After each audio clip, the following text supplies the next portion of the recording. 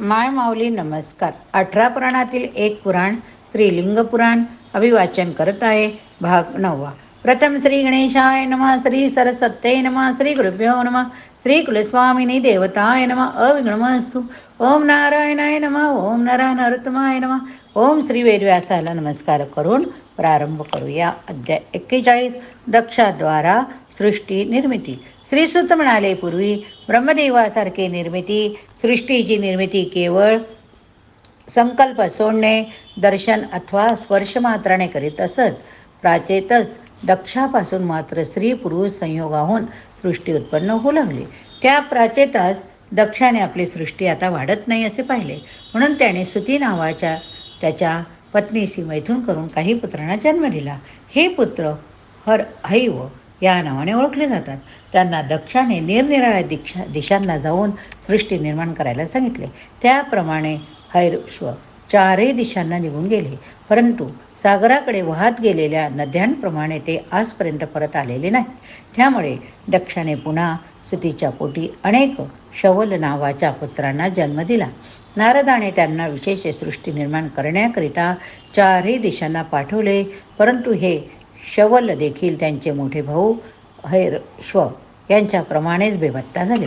Shovel देखील नष्ट झालेले पाहून दक्षाने वैरिणी नावाच्या त्याच्या पत्नीच्या पोटी 60 कन्यांना जन्म दिला. त्यापैकी 10 कन्या त्याने धर्माला दिल्या. 27 कन्या सोमास, 13 कन्या कश्यपास, 4 अरिष्टनेमीला, 2 भृगूच्या पुत्रांना, 2 कृशाश्वास आणि 2 जणी अंगिरसाला दिल्या. धर्माच्या पत्नीने विश्वदेवा, साध्य, मरुत्वान, 8 वसुगण, भानुगण, मूर्तक, घोष, नागवेथी, संकल्प, 11 रुद्र अशा पुत्रांना जन्म दिले. कश्यपाच्या पत्नी म्हणजे दिती, अदिती, अरिष्टा, सुरसा, मुनी, सुरभी, वीनता, ताम्रा, क्रोधवंशा, इतना, कद्रू, विषा, तनुया होत्या. त्यांनी 12 आदित्यांना तसेच हिरण्यकश्यप पुत्रांना कन्यांनाही जन्म दिले. ताम्रा हिच्या 6 कन्या होत्या. शुकी, सेही, भासी, सुग्रवी, गुद्रिका, सुचिया होत्या. त्यांच्यापासून ससाणे, पोपट, कावळे, हरिणे, कबुतरे, गिधाडे, पारवे, हंस, सारस, करडुवे, बकऱ्या, घोडे, मेंढ्या, उंट, गाढवे, गरुड, अरुण, सर्प, सौदामिनी म्हणजे 20 अशा पत्त्यांना जन्म दिले. अशाच प्रकारे रुद्रगण, गायी, म्हशी, मुनी, अप्सरा, किन्नर, गंधर्व, तृणे, वृक्षवेली, यक्ष, राक्षस असे सर्व कश्यपाच्या वंशात जन्मले, म्हणून ते कश्यप होते. अशा कश्यपांचे वर्णन मी अगदी संक्षिप्ताने केले आहे. या कश्यपाचे पुत्र पौत्र मिळून अनेक वंश झाले. अशा प्रकारे कश्यप महर्षींनी सृष्टीचे सृजन केले होते. त्यांच्यापैकीच प्रमुखांना प्रजापतीने अधिपती केले. तसेच त्याने मनुष्याचा राजा म्हणून वैवस्वत म्हणूला अभिषेक केला. त्याच्या प्रजेची वृद्धी होत गेली. त्यामध्ये वेगवेगळ्या वंशात अनेक नामवंत वंशज होऊन गेले. उदाहरणार्थ अत्रीच्या वंशात प्रभाकर होऊन गेला. स्वरभाणू ह्या सूर्याच्या शत्रूने जेव्हा सूर्याला ग्रहण लाविले तेव्हा दिवसाच रात्र झाली, सूर्य खाली पडायला लागला, म्हणून या अत्रीच्या वंशाने सूर्याला कोसळू दिले नाही. त्यामुळेच सूर्य आकाशातच व्यवस्थित राहिला होता. म्हणूनच हा वंशज प्रभाकर या नावाने प्रसिद्ध झाला. एकदा तारकामय घोर संग्राम उग्र झाला असता पाऊस पडणेच थांबले. त्यामुळे वसिष्ठांनी आपल्या तपोबलाचे अन्न, पाणी, फळे, औषधी उत्पन्न केल्या व त्या पुरवून प्रजेला जिवंत ठेवले होते. अशा प्रकारे दक्षाच्या वंशाचे वर्णन मी केले. त्यांचे लक्षावधी वंशज होऊन गेले. सूर्यकिरणाप्रमाणे वंशज 3 लोक व्यापून राहिलेले आहे. अध्याय 42. सूर्यवंश, ययाती वंश. श्री सूत म्हणाले, देवांचे देव तंडीन यांच्या प्रसादाने त्रिधन्वा नावाच्या राजाने 1000 अश्वमेध यज्ञांचे फल मिळवले. त्यामुळे तो सर्व देवांनाही पूज्य अशा गाणपत्यपदास पोहोचला. नंतर त्रिधन्व्याचा पुत्र त्रयारुण राजा झाला. त्याचा पुत्र सत्यव्रत होता. सत्यव्रताचा पुत्र अभितौजज हा पुढे राजा झाला. सत्यव्रताने विदर्भ देश जिंकला. तेथील राजाच्या पत्नीचे पाणी ग्रहण करून तिला घेऊन गेला. त्याने केलेल्या या अधर्मामुळे राजा त्रयारुणाने त्याचा त्याग केला. तो म्हणाला, मी कुठे जाऊ? तेव्हा राजा उतरला. जा स्वपाक लोकांच्यात जाऊन राहा. त्याप्रमाणे सत्यव्रत खरेच स्वपाक लोकांच्या वस्तीत जाऊन राहिला. तोच पुढे त्रिशंकू या नावाने प्रसिद्ध झाला. विश्वामित्राने त्रिशंकूला वरदान दिले आणि त्याच्या पित्यास राज्याभिषेक केला. त्यांच्याकडून यज्ञ करून घेतला. पण हा यज्ञ वशिष्ठ देवतांनी न मानल्याने विश्वामित्राने त्यास संदेह स्वर्गात पाठविले. त्याची सत्यव्रता नावाची पत्नी कैकेयी वंशातील होती. तिने हरिश्चंद्र राजाला जन्म दिला. हरिश्चंद्राच्या वंशात पुढे रोहित, धुंधुहारी, विजय, रुचक, श्रुक, वाहू अशा राजांनंतर सगर जन्मला. सगराला प्रभा आणि भानुमतीच्या 2 राण्या होत्या. त्यांना अनेक पुत्र झाले. ते अग्नीच्या कृपेने पृथ्वी खोदताना त्यांना ऋषीच्या शापाने मरण आले. राजा सगराचे ते सर्व पुत्र मरण पावल्यावर त्यांचा असमंजस हा पुत्र राजा झाला. त्याच्यानंतर दिलीप, भगीरथ हे प्रख्यात राजे होऊन गेले. भगीरथाने उग्र तपश्चर्या केली, गंगा पृथ्वीवर आणली. त्यांच्यानंतर नाभाग, अमरीश, सिंधुद्वीप, अयुतायु, ऋतुपर्ण असे त्यांचे वंशज झाले. ऋतुपर्ण हा नला राजाचा मित्र. त्यांचा पुत्र सुदास हा चक्रवर्ती राजा होता. नंतर या वंशात काही पिढ्यानंतर दीर्घवायू, रघु, अज, दशरथ, भगवान प्रभू श्रीरामचंद्र झाले होते. श्रीरामचंद्र कोश यांच्या वंशातच नल, पुंडरीकाक्ष असे अनेक राजे होऊन गेल्यानंतर श्रुतायू मृद्वल हा राजा महाभारताच्या काळी झाला. महाभारत युद्धात हा कौरवांच्या बाजूने लढला. तेव्हा त्याला अभिमन्यूने ठार मारले. हे सर्व राजे पाशुपती ज्ञानाचा अभ्यास करणारे धार्मिक होते. इक्ष्वाकू कुळात बऱ्याच पुढील काळात महाप्रतापी पुरुरवा नावाचा ऋणभक्त राजा होऊन गेला. त्याने हा परमपुण्यतम देशात निकंटकपणे राज्य केले. प्रयाग क्षत्री यमुना नदीच्या उत्तर तीरावर असलेल्या प्रतिष्ठान नगरात तो श्री संपन्न असा राजा राहत होता. त्याची राणी उर्वशी नावाची दिव्य अप्सरा होती. तिच्या पोटी त्याचे 7 बलवान तेजस्वी पुत्र जन्मले. आयु, मायू, अमायू, विश्वायू, वीरवान, श्रुतायू, शतायू हे ते 7 पुत्र गंधर्व लोकात प्रसिद्ध. आयूची पत्नी प्रभा ही स्वभानूची मुलगी. तिने 5 पुत्रांना जन्म दिला. नयुष हा तिचा सर्वात मोठा मुलगा. तो मोठा धर्मज्ञ. नयुष राजाला वीरेच्या पोटी 6 इंद्रासारखे तेजस्वी पुत्र झाले. येथे हा सर्वात मोठा मुलगा तो मुक्षुभ असल्याने सैन्याशी होऊन मुक्त झाला. त्याच्यानंतरचे अनुक्रमे ययाती, अंधक, विजाती हे पुत्र झाले. त्या सर्वात ययाती जास्त बलवान पराक्रमी होता. तोच राजा झाला. ययातीची एक पत्नी देवयानी ही उष्णा हिची मुलगी होती. त्याची दुसरी पत्नी शर्मिष्ठा ही ऋषभवा नावाच्या असुरांची मुलगी. देवयानीच्या पोटी यदू, तुर्वसू हे दोघे शुभ कृत्य करणारे विद्यांमधील विशारद होते. शर्मिष्ठेने द्रुह्य, चाणू, पुरू यांना जन्म दिला. परमप्रतापी शुक्राने प्रसन्न होऊन ययातीला दिव्य जन्म दिला. रथ सुंदर तेजस्वी अन सुवर्णमय होता. त्याला मनासारख्या वेगाचे घोडे होते. या रथाच्या साह्याने त्याने 6 महिन्यात सर्व पृथ्वी जिंकली. ययाती स्वतः देव, दानव, मानवांना रणांगणात जिंकण्यास अवघडच होता. तो शिवभक्त, पुण्यात्मा, धर्मात्मा, दयाळू, समंजस होता. त्याने क्रोधही जिंकला होता. ययातीवर पुरूने उपकार केले होते. त्यामुळे त्याला राज्याभिषेक करण्याची इच्छा ययातीने व्यक्त केली. त्यांच्या दरबारातले विद्वान म्हणाले, आपण धाकट्या पुरूला गादीवर का बसवणार आहात? वास्तविक आपला सर्वात मोठा मुलगा यदू आहे. तेव्हा यदूचाच तो अधिकार आहे. आपण धर्माचे पालन करावे म्हणून आम्ही हे सांगत आहोत. अध्याय 43 ययाती कथा. श्री सूत म्हणाले, हे विद्वान तसे म्हणाले तेव्हा ययाती त्यांना म्हणाला, कृपा करून माझे म्हणणे ऐकून घ्या. मला आपल्या मोठ्या मुलाला कोणत्याही परिस्थितीत गादीवर बसवायचे नाही. कारण तो जरी माझा ज्येष्ठ मुलगा असला तरी त्याने माझ्या आज्ञेचे पालन केले नव्हते.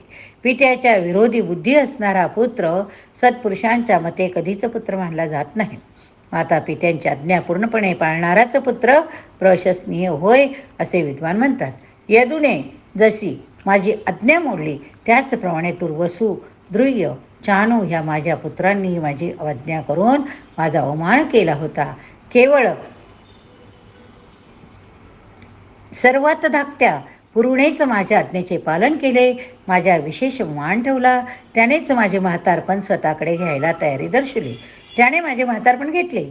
देवयानीकरिता शुक्राने मला वृद्ध होण्याची आज्ञा दिली. नंतर माझ्याच विनंतीवरून त्याने ती वृद्धपणा संचारी केला. म्हणजेच माझा तो वृद्धपणा मी दुसऱ्यावर देऊ शकेन असे केले होते. तसेच त्याने मला तेही सांगितले होते की जो पुत्र मला अनुकूल वागेल त्यालाच माझ्यानंतर राज्य द्यावे. तेव्हा हे विद्वानांना पुरूला राज्याभिषेक करावा की नाही त्यावर सर्वजण त्याच्या म्हणायला कबूल झाले. त्याप्रमाणे एक दिवस पुरूला राज्याभिषेक झाला. यदूला दक्षिण दिशेस, पश्चिम दिशेला द्रुहुस, उत्तर दिशेला चानूस ययातीने पाठवले. सर्व सप्तद्वीपे सप्तसागरांचे आपले राज्य त्याने पुत्रांना वाटून दिले. संपत्तीचीही वाटणी केली.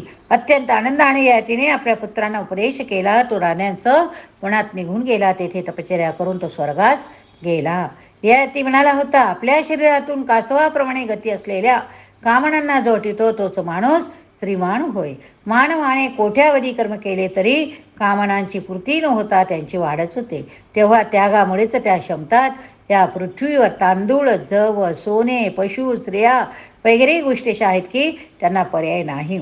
तरी त्या सर्व काही माझ्या आहेत अशा भावनेंना कामना शांत कराव्यात. सर्व प्राणी मात्रांसंबंधी काया वाचा मनाने पापबुद्धी न ठेवणाराच ब्रह्मपदास पोहोचतो. माणसाने कुणालाही भिवू नये, कुणालाही भीती दाखवू नये, त्याने कुणाची निंदा द्वेष करू नये. तहान ही दुष्टबुद्धी असणाऱ्यांना सुटतच नाही. वृद्धपणाने शरीर क्षीण झाल्यावरही तहान क्षीण होत नाही. म्हातारपणी केस, दात, कान, डोळे सर्व गेले ते आपापले कामे नीट करीत नाही. केवळ ही तहान मात्र त्यावेळी तरुणच राहते. जिवंत राहायची आशा, धन मिळवायची आशा ह्या गोष्टी तेव्हाही तरुणाच राहतात. तथापि काम, उपभोगातील सुख किंवा स्वर्गातील दिव्य सुख ही दोन्ही सुखे त्या तहानेचा नाश झाल्यावर होणाऱ्या सुखाच्या एका 16अंश भागा इतकी नाही. या राजश्री ययातीची याचही श्रेष्ठ अंश सर्व भूमंडळात सूर्याच्या किरणाप्रमाणे व्यापून राहिले आहे. अध्याय 44 यदुवंश. श्रीकृष्णाच्या अवतारांचा हेतू असलेल्या यदुवंशाचे वर्णन श्रीसूत महर्षी करू लागले. ययातीचा सर्वात ज्येष्ठ पुत्र यदू याचा वंश तेजस्वी झाला. त्यांच्या 5 पुत्रांपैकी सर्वात मोठा पुत्र सहस्त्रजित नावाचा राजा होता. त्यांच्या वंशात पुढे अनेक पिढ्यांनी भगवान विष्णूने श्रीकृष्णाचा अवतार घेतला. देवक राजाची मुलगी देवकी वसुदेव यांच्या पोटी कृष्णाचा अवतार झाला. त्यावेळी शेषाने बलराम या नावाने जन्म घेतला. श्रीकृष्णाचा अवतार तू मानव देह धारण करशील अशा भृगु ऋषींनी दिलेल्या शापामुळे झाला होता. श्रीकृष्णाने एक दुष्टांना ठार केले. महाभारत युद्धानंतर वृद्धावस्थेत क्लेश भोगत श्रीकृष्ण द्वारकेत राहिले. ते 100 वर्षाहून जास्त वयाचे झाले. अखेरीस विश्वामित्र, कण्व, धीमान, नारद, दुर्वास इत्यादी ऋषींनी दिलेले शाप पूर्ण करून स्वतःच्या सर्व कुलाचा नाश झालेला पाहून त्यांनी यहलोक सोडला. जरक नावाच्या पारध्याने सोडलेला बाण लागून त्यांनी देहत्याग केला. त्यानंतर बलरामही देहत्याग करून नागलोकी परतला. त्यांच्या देहावर अर्जुनाने अंत्यसंस्कार केले तेव्हा त्याने कंदमुळे फळेच बळी देण्यास वापरले, कारण त्यावेळी त्यांच्याकडे द्रव्याचा अभाव होता. त्यानंतर अर्जुनही देहत्याग करून देवलोकी गेला. असे श्रीकृष्णाचे चरित्र अत्यंत संक्षिप्ताने सांगितलेले आहे. अध्याय 45 सृष्टीचा भगवान शंकराने केलेला विस्तार. ऋषी म्हणाले, हे सुरत आपण आधी सर्ग पूर्वीच सूचित केला होता, पण त्याविषयी सविस्तर ऐकायची इच्छा आहे. त्यावर श्रीसूत निरूपण करू लागले. हे श्रेष्ठ मुनींनो, प्रकृती पुरुष या भेदापलीकडे महादेव स्थित झाले. त्या अव्यक्त ईश्वराचे परमकारण झाल्यामुळे विद्वान लोक प्रधान प्रकृती म्हणतात. तो महादेव मात्र गंध, रस, रंग, शब्द, स्पर्श, जरावस्था, क्षय यापैकी काही नसणारा अचल नित्य स्वतःच रमलेला आहे. अनादी अनंत असा आहे. त्यांच्यापासूनच हे सर्व विश्व निर्माण झाले. प्रथम त्या शिवाच्या इच्छेप्रमाणेच हे सर्व चराचर त्याच्या आत्म्याने भरून राहिलेले. भावाने व्यक्त होणारा महान गुण सुरुवातीस निर्माण झाला. हे परम सूक्ष्म अव्यक्ताने भरलेले चराचर त्या कारणभावाने सत्वाचा उद्रेक झाल्याने केवळ सत्वरूप प्रकाशाने भरले. या सर्व उत्कृष्ट कारणानेच लिंग रूप ईश्वराचे सृजन करण्याच्या इच्छेने निरनिराळ्या गोष्टी निर्माण केल्या. सुरुवातीस मन, अहंकार, ब्रह्म, बुद्धी, ख्याती, चित्ती, स्मृती, विज्ञान, संविध अशा अनेक गोष्टी निर्माण झाल्या. सर्व रसांची मात्रा जल, अग्नी, तन्मात्रा, विकार बनविले. तत्व, अहंकार, शब्दादी असात महान आत्मा असलेल्यांचा अन्वय संबंध सृष्टीश आहे. कारण त्याच महान विश्वेशाने पुरुषाधिष्ठित होऊन आधी अणु उत्पन्न झाल्या. तो पाण्यातील एखाद्या बुडबुड्याप्रमाणे पोहू लागला. त्यांच्या बाहेर त्यांच्या दशपट पाणी होते. आकाशादी महाभूताने तो वेढलेला. या समस्त अंडावरणात शिवाच्या 8 मूर्ती होत्या. अंड्याच्या कपाळ भागात शर्व, जलात भव, अग्नीत रुद्र, वायूत उग्र, अवनीत भीम, ओंकारात महेश्वर, बुद्धीत भगवान ईश, सर्वत्र परमेश्वर अशा शिवमूर्ती त्या अंडतनूत भरून राहिल्या. या निसर्गपणे निर्माण झालेल्या अंड्याचा 7 कवच होती. त्यामुळे 8 प्रकृतीचे भाग होते. अंड्यातून सूर्यासारखा तेजस्वी असा ईश पुरुष उत्पन्न झाला. तो शरीर धारण करणारा पहिला होय, म्हणून त्यांना पुरुष म्हणतात. त्याच्या डाव्या अंगातून विष्णू, उजव्या अंगातून ब्रह्मदेव उत्पन्न झाले. ब्रह्मदेवाने कल्पाच्या सुरुवातीस सर्व तऱ्हेची सृष्टी निर्माण केली. त्या दिव्य पुरुषानेच पुढे देवांच्या विनंतीवरून महेश्वराच्या शरीर धारण केले. त्यांच्या शरीरातून आधी माया जगदंबा निर्माण झाली. आधी मायेचीच अनेक नावांनी अनेक देवतांची रूपे घेतली. या महादेवीच्या 2 कला म्हणजे अवस्था अशा प्रज्ञा, स्त्री ह्या दोघींनी देवीच्या हजारो नावांनी हे सर्व चराचर व्यापिले आहे. या शंकराने पूर्वी 3 पुरे जाळून टाकली होती. त्यांच्या ह्या तेजाने सर्व देवता पशु बनल्या होत्या. ह्या पशूंचे पती म्हणून महादेव पशुपती या नावाने प्रसिद्ध झाले होते. या ठिकाणी हा अध्याय संपला. पुढील भागात विविध लिंग प्रकार बघूया. पुराणां सर्वशास्त्राणां प्रथमं ब्रह्मणा स्मृतं उत्तमं सर्वलोकानां सर्वज्ञानोपपादकं.